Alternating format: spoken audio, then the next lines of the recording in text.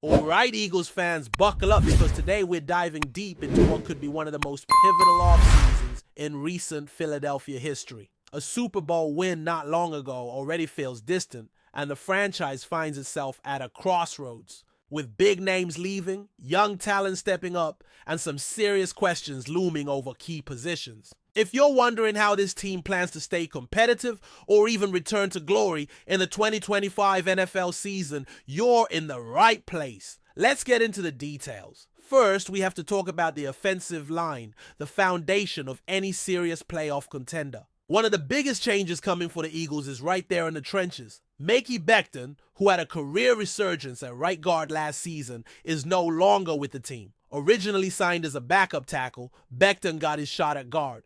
Due to an injury to Tyler Steen, it was a gamble. Jeff Stoutland gave the green light, and it paid off big time. Becton, once labeled a bust with the New York Jets, suddenly looked like a Pro Bowler. The Eagles rode that wave all the way to some critical wins, but now Becton's gone. He signed with the Los Angeles Chargers on a $10 million a year deal. Frankly, that's a price tag Philly could have matched, but they clearly weren't comfortable making that commitment. So now what's next? That right guard spot is officially up for grabs. Tyler Steen is the most obvious internal candidate. He was a third-round pick and has shown flashes, especially in that NFC Championship game when he filled in admirably at left guard. But consistency is still an issue. He hasn't exactly solidified himself as a long-term starter. The numbers show a player still finding his way. In 2024, he logged 122 snaps at left guard and 173 at right guard. Not terrible, but the grades from Pro Football Focus weren't flattering. Pass blocking and run blocking both below average. However, he allowed 0 sacks and 0 hits, which is definitely a positive. What keeps hope alive is the athletic profile. Coming out of Alabama, Steen posted a relative athletic score of 9.94. Elite for an offensive lineman. He played tackle in college both at Alabama and Vanderbilt, so the transition to guard is still fresh. Sometimes it takes time for big men to grow into the role. There's also competition brewing behind him. Trevor Keegan, drafted out of Michigan in 2024, is in the mix. And then there's Kenyon Green, a former first-rounder who has struggled mightily since coming into the league. Let's be real, he's been one of the worst guards in football so far, and that's not even a hot take, just facts.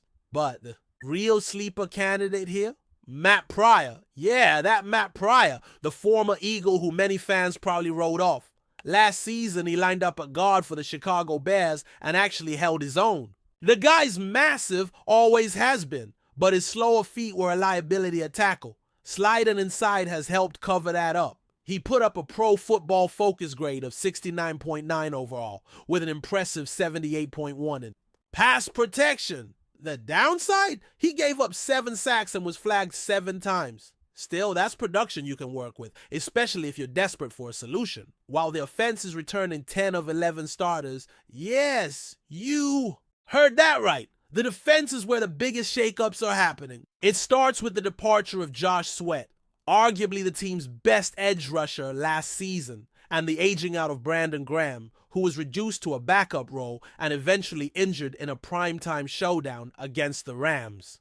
Graham did return in time for the Super Bowl, but let's face it, the torch is being passed. That brings us to the young guns. Nolan Smith is the headliner here. After a rookie campaign that left a lot to be desired, he came alive in year 2 with 6.5 sacks in the regular season and added 4 more in the playoffs. He was everywhere, flashing that elite burst and athleticism that made him a first-round pick out of Georgia.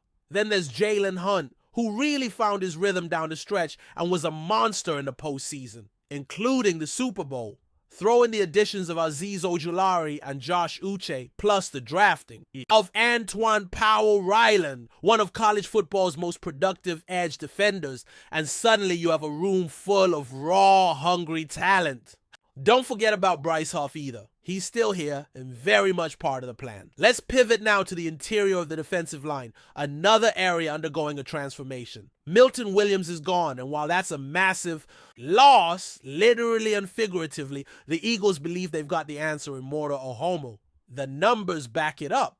In limited snaps last season, Ojomo posted a Pro Football Focus grade of 68, good enough to rank 39th out of over 200 defensive tackles. But his pass rush metrics are even more encouraging. He had a win rate of 18.2%, the highest among all Eagles defensive linemen, and that's despite logging only 268 pass rush snaps. If that number doubles in 2025, look out. He also registered 26 hurries and 31 total pressures. This guy is about to explode, and the coaching staff knows. He's my pick to be the breakout star on this defense. Now let's talk about the secondary, where there's been even more movement. Darius Slay, a veteran cornerstone, has signed with the Pittsburgh Steelers. That means the Eagles need to find someone to lock down the other outside corner spot opposite Quinyon Mitchell. All signs point to Kelly Ringo taking that job. Ringo played a lot late last season, especially once the coaching carousel started spinning with Sean Desai moving to the booth and Matt Patricia taking over play calling duties. The defense was a mess, but Ringo showed flashes, breaking up.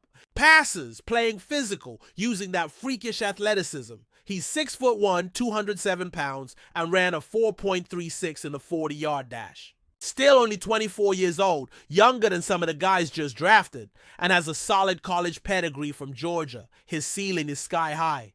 So picture this, your starting corners in 2025 are Quinyon Mitchell and Kelly Ringo on the outside, with Cooper DeJean manning the slot. That's a trio with length, speed, and serious upside. Behind them, you've got Adoree Jackson and Eli Ricks as solid depth. That's not a bad unit at all. In fact, it might be one of the most exciting young cornerback groups in the entire league. At safety, there's another gaping hole. C.J. Gardner-Johnson is no longer on the roster, and man, he brought more than just production. He played with a fire, a swagger, a presence that made offenses think twice. He was a vocal leader, someone who brought energy and fearlessness every snap. That's not easy to replace, but there are options. Reed Blankenship is locked in at one safety spot. He's become one of the most reliable players on this defense, but the question is who lines up next to him? Sidney Brown is one possibility. He's a straight-up thumper. The guy brings the boom and flies downhill with zero hesitation. That can be great until it backfires. His aggressiveness sometimes takes him out of plays, but you can't teach that kind of physicality. Then you have Andrew Mukuba, who's more of a technician. He's smaller, quicker, better in coverage, and probably has more versatility. He might not hit like Brown, but he can track tight ends and even cover in the slot. In a scheme that values flexibility, Mukuba could be the better long-term fit. Either way, the Eagles will miss what CJ brought to the table, and whoever steps in has big shoes to fill. Linebacker is another position to monitor closely. Zach Bond is expected to start, but the other inside linebacker spot is up in the air. Nakobe Dean is recovering from a tough knee injury, patellar tendon, and that's not an easy one to come back from. The dude has even started taking ballet to aid in his recovery. There's been footage of him moving well during team activities, even hitting a behind-the-back half-court shot during a team basketball event, which is wild. Still, health is the big unknown. Behind him, you've got Jair Brown and Jeremiah Trotter Jr. pushing for playing time. That battle could go down to the wire in training camp. Oh, and let's not forget the running back position.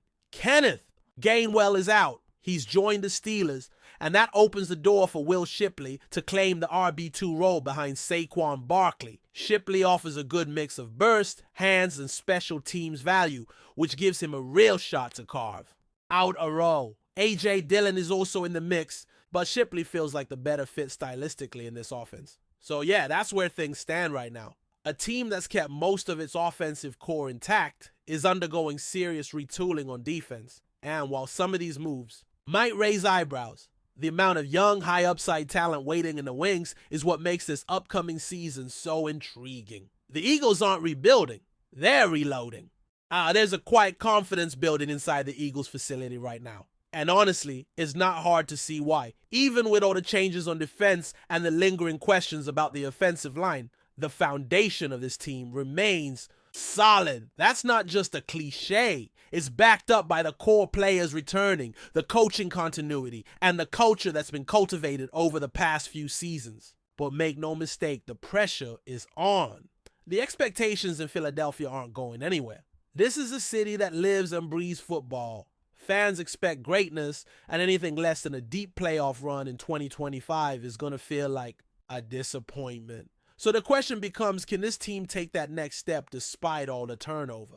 Let's get into the coaching side of things for a moment, because it's a critical part of this story. Nick Sirianni is still at the helm, and while some fans have had mixed feelings about his style, there's no denying the results. He's brought energy, he's brought accountability, and more importantly, he's brought wins. But what's really going to define him moving forward is how he handles this transition, especially on defense. Last season, the defensive unit went through a bit of an identity crisis. The departure of Jonathan Gannon was felt in more ways than one. Sean Desai stepped in but never seemed to find his footing, and the decision to move him upstairs mid-season and let Matt Patricia take over didn't exactly inspire confidence. It was chaotic, and while the talent was there, the cohesion was not. Now, with Vic Fangio stepping in as defensive coordinator, things feel a lot more structured. Fangio brings experience, discipline, and a proven track record of elevating defensive units. His hybrid 3-4 system demands versatility, intelligence, and discipline from its players. It's a scheme that's less about individual flash and more about consistent execution and strategic pressure. That could be exactly what this defense needs. But implementing a new system takes time. There's going to be a learning curve, especially with so many young players in prominent roles. You can already see how certain players will be used differently. For instance, Mora Ojomo might see more snaps at defensive end in that 3-4 alignment, while Jalen Carter continues to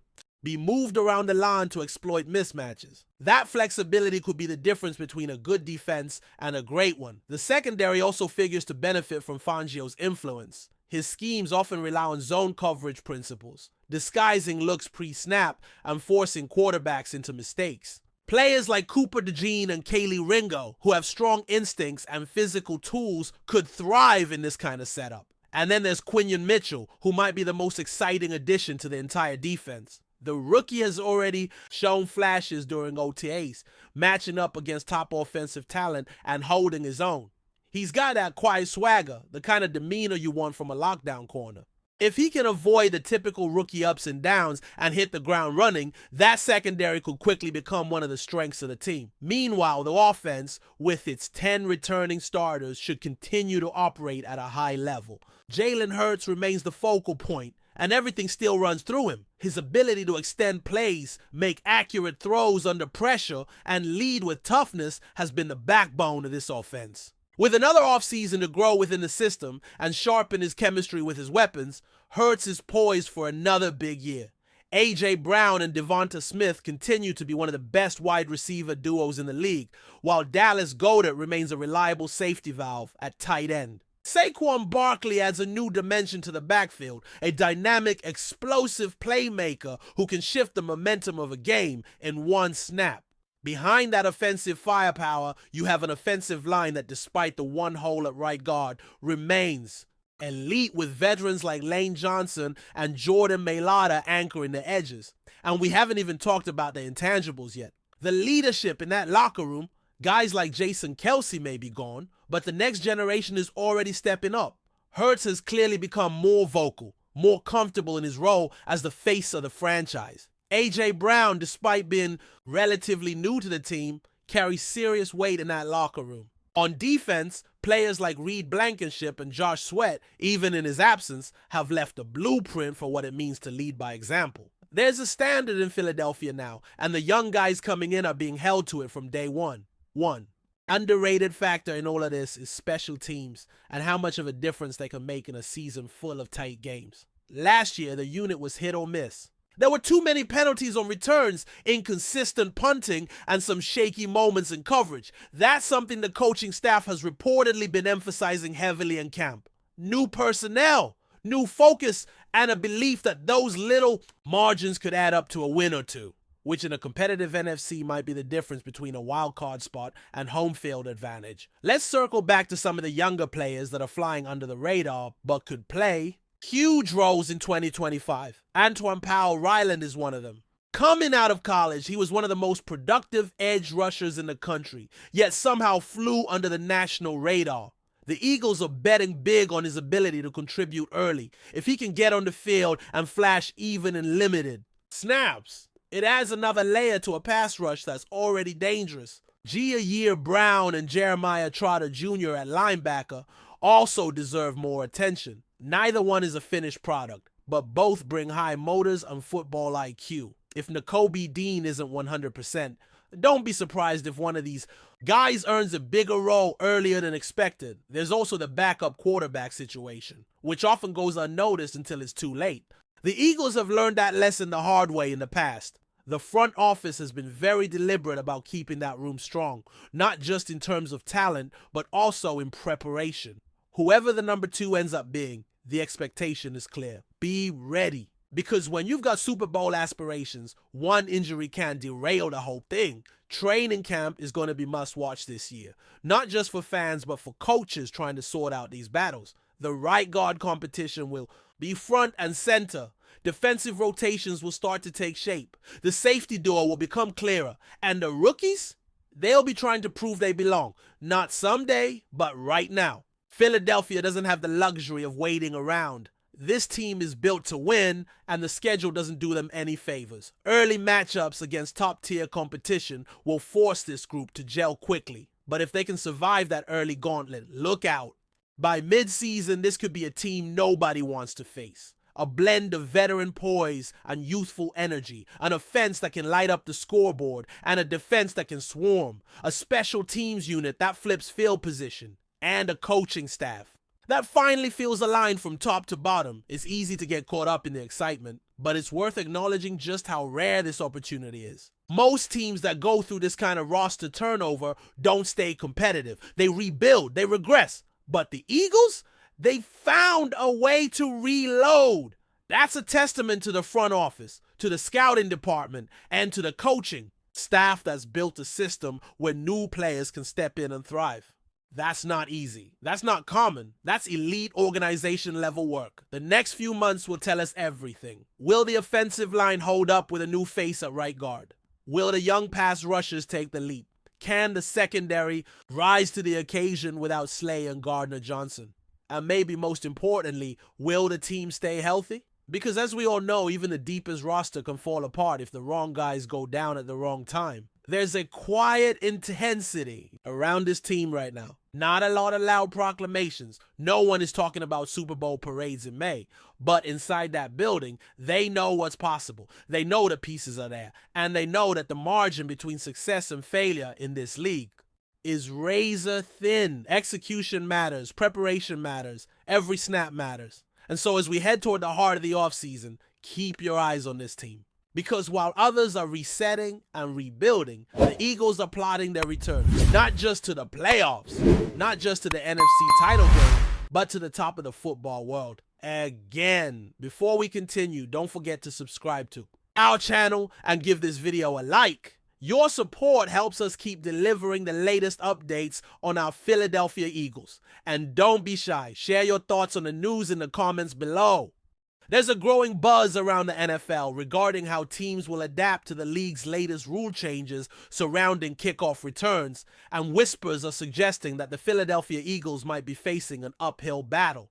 The new kickoff regulations, designed primarily to enhance player safety by reducing high-speed collisions, are poised to dramatically alter how special teams operate, and league insiders believe that the Eagles could be among the teams most affected. While nothing is official yet, several close to the organization hint that Philadelphia's coaching staff is scrambling to retool their approach. The Eagles have long prided themselves on aggressive, well-coordinated kickoff coverage and dynamic returns, a facet of their game that has given them a competitive edge in recent seasons. However, with the new rules potentially limiting return opportunities and forcing more fair catches, many speculate that the Birds' current personnel and schemes may no longer offer the same advantages. Rumors have begun circulating that the team is considering bringing in additional specialists during training camp, particularly players with reputations for quick decision-making and sure-handedness under pressure. There is also chatter about possible strategic shifts, perhaps even adopting a more conservative philosophy that focuses on securing field position rather than pushing for the big return plays that once characterized their special teams unit. Some analysts around the league quietly question whether special teams coordinator Michael Clay and his staff will be able to adapt quickly enough. Others, however, caution against underestimating the Eagles' resourcefulness, noting their deep roster and commitment to innovation. As one anonymous NFC East executive reportedly put it, "You can never count the Eagles out. They've surprised us before." For now, though, it remains speculation. Fans and analysts alike will be watching closely when preseason rolls around to see just how Philadelphia chooses to navigate this new landscape. The only certainty? The kickoff game across the NFL is changing, and the Eagles, like every other team, will have to adjust or risk being left behind. That's it for this update. If you enjoyed the video and want to stay updated with exclusive news about our Philadelphia Eagles, be sure to subscribe to our channel and hit that like button. We can't wait to hear your thoughts in the comments. See you in the next video.